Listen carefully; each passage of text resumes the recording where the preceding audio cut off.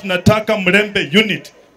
Tuanze na kusema kwamba tunataka bandi babe rugari kobe n'umwakilishi kutora rugari za cherizi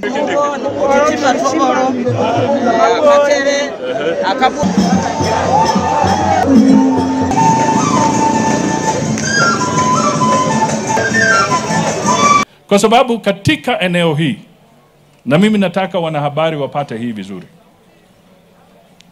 one of the challenges in the western region about electricity is that hapa Vihiga, Bungoma, Kakamega, Busia, pande wa Kisumu, sections of Nandi na kadhalika, we have been relying through the Muhoroni substation for electricity.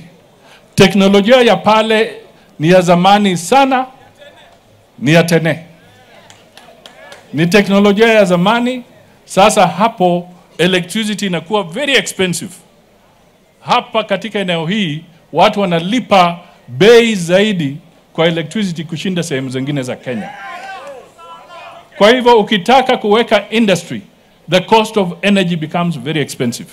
Na ndio kwa sababu mimi nazungumza sana kuhusu energy na nuclear, kwa sababu tukienda mbele we must find alternative sources so that power is cheaper and people can put up factories.